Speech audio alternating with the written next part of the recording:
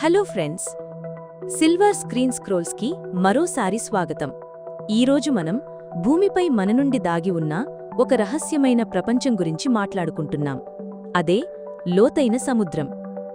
భూమి ఉపరితలంలో 70% సముద్రం మరియు అందులో ఎక్కువ భాగం 1000 మీటర్ల కంటే ఎక్కువ లోతుగల సముద్రమే. ఈ లోతుల్లోకి సూర్యరశ్మి అస్సలు చేరదు, అందుకే అక్కడ ఎప్పుడూ చీకటిగా ఉంటుంది. విపరీతమైన చలి మరియు మానవ ఊహకు అందని ఒత్తిడి అక్కడ ఉంటుంది. పసిఫిక్ మహాసముద్రంలోని మరియానా ట్రెంచ్ అత్యంత లోతైన ప్రాంతం. సుమారు 11,000 మీటర్ల లోతు ఉంటుంది. మౌంట్ ఎవరెస్ట్ను తలకిందులుగా ఉంచినా కూడా దానిపైన 2 కిలోమీటర్ల నీరు ఉంటుంది. అయినా సరే ఈ కఠినమైన పరిస్థితుల్లో కూడా జీవం వర్ధిల్లుతుంది. లోతైన సముద్ర జీవులకు ప్రత్యేకమైన లక్షణాలు ఉంటాయి.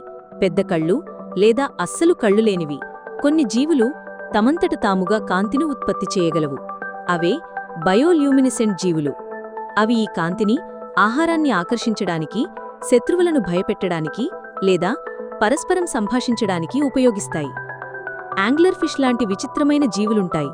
వాటి తలపై ఆహారాన్ని ఆకర్షించడానికి ఒక కాంతి ఉంటుంది. వాంపైర్ స్క్విడ్ బెదిరింపుకు గురైనప్పుడు బంతిలా ముడుచుకొని మెరుస్తున్న ద్రవాన్ని విడుదల చేస్తుంది. జైంట్ స్క్విడ్స్ మరియు స్పర్మ్ వేల్స్ వంటి భారీ జీవులు కూడా ఇక్కడ నివసిస్తాయి. సూర్యరశ్మి లేకపోవడం వల్ల మొక్కలు పెరగవు. ఈ జీవులు పైన నుండి పడే కర్బన పదార్థాలను తిని జీవిస్తాయి, లేదా హైడ్రోథర్మల్ వెంట్స్, సముద్రపు అడుగున వేడి రసాయనాలతో నిండిన చిమ్నీల నుండి ఆహారం పొందుతాయి.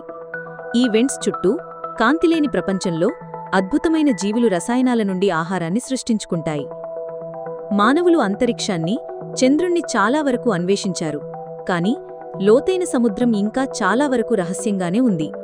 సబ్మర్సిబిల్స్, జలాంతర్గాములు అద్భుతమైన జీవులను మరియు పర్యావరణ వ్యవస్థలను వెల్లడిస్తున్నాయి.